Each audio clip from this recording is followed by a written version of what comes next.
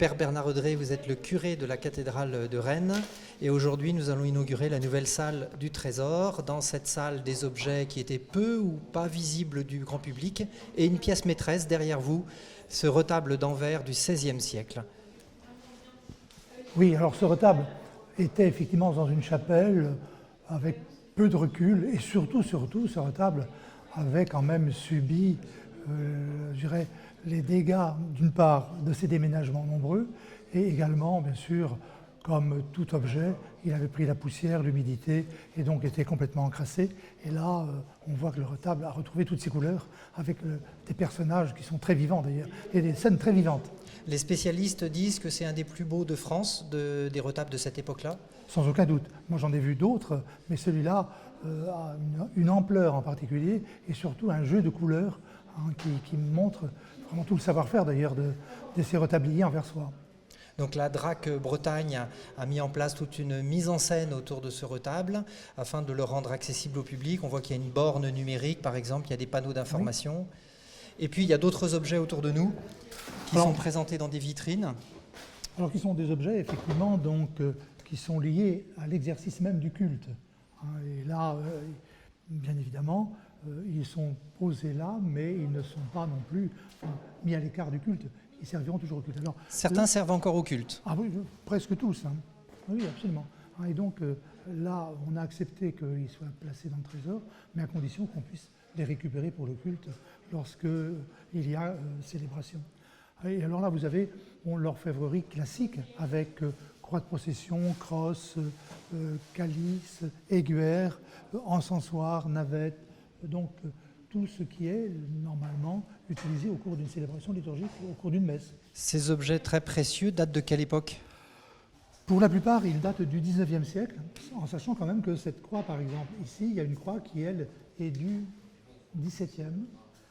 Également, cette pyxide, ils ont mis calice chrismatoire, donc c'est le Saint-Crème qui nous sert pour les célébrations de confirmation ou d'ordination, est aussi XVIIe. Mais sinon, la majeure partie de cette orfèvrerie est une orfèvrerie du XIXe siècle, en sachant qu'il y a des pièces absolument exceptionnelles. Et cette salle sera donc accessible au public ? Elle sera accessible au public en même temps que la cathédrale. Donc tous les visiteurs pourront entrer dans cette salle du Trésor, sans payer de droit à l'entrée.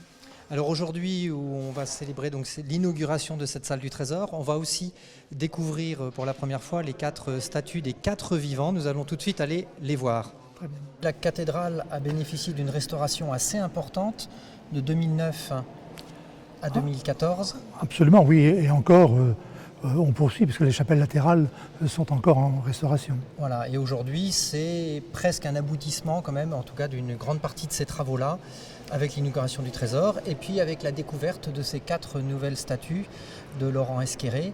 Alors ces statues, d'après Monseigneur Donat, sont extrêmement originales, parce que pour la première fois, on y trouve des scènes de l'Évangile surmontant les symboles des 4 vivants. Qu'est-ce que c'est ces 4 vivants ?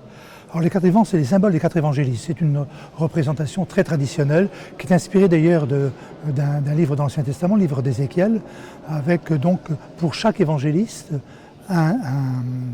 une figure symbolique qui fait référence au début de l'évangile. Donc par exemple pour Matthieu, c'est donc un homme et l'évangile de Matthieu commence par la généalogie de Jésus, donc l'enracinement humain de Jésus. Et ainsi pour les 4... Donc on a un homme, on a une tête de taureau, on a un aigle. On a un aigle et on a un lion pour Marc. On a un lion pour Marc. Le lion de Saint-Marc, c'est classique. Et puis au-dessus de ces 4 figures symboliques, on a donc 4 scènes de l'évangile. Qui font référence à l'évangile. Pour Matthieu, c'est plutôt référence à une parole de Jésus. Regardez les oiseaux du ciel, ils ne sèment pas, ils ne moissonnent pas, mais votre Père Céleste les nourrit. Donc là, c'est plutôt une parole qui invite à la confiance. Et ensuite, donc, les autres scènes font référence à un passage de l'évangile. L'aveugle de Bethsaïde, ici, la brebis perdue et retrouvée, et le lavement des pieds pour Saint-Pierre. Ce soir, l'artiste Laurent Esqueré, qui a réalisé ses œuvres en terre cuite, sera présent. Il sera présent, absolument. Voilà.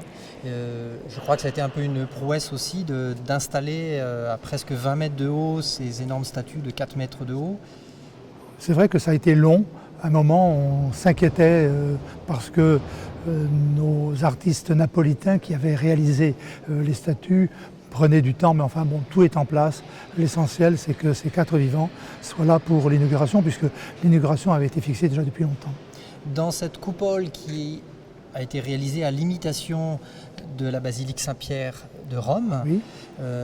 on a tout d'un coup 4 statues en terre cuite, et ce matériau parfois surprend un petit peu les visiteurs. Oui, mais en même temps, le matériau terre cuite est un matériau très classique. Vous avez cette statue de la Vierge ici, par exemple, qui est en terre cuite, elle est du XVIIe. Donc c'est un matériau qui a toujours été utilisé. Les Romains utilisaient la terre cuite. Et la couleur rouge des statues s'insère parfaitement en fait dans l'ambiance colorée de la cathédrale. Absolument, étant donné qu'il y a un fond doré, et donc il fallait quand même des statues qui se démarquent de ce fond doré et qui fassent vraiment relief. Je crois que Monseigneur Dornelas souhaitait donc qu'en arrivant sous cette coupole devant le chœur, on ait l'Évangile et on ait Jésus, la figure de Jésus au-dessus de nous. Absolument. Et là, je crois que ça rejoint très bien aussi vraiment un aspect fondamental du renouveau de l'Église après Vatican II, le lien à la parole de Dieu, le retour à la parole de Dieu, l'enracinement dans la parole de Dieu.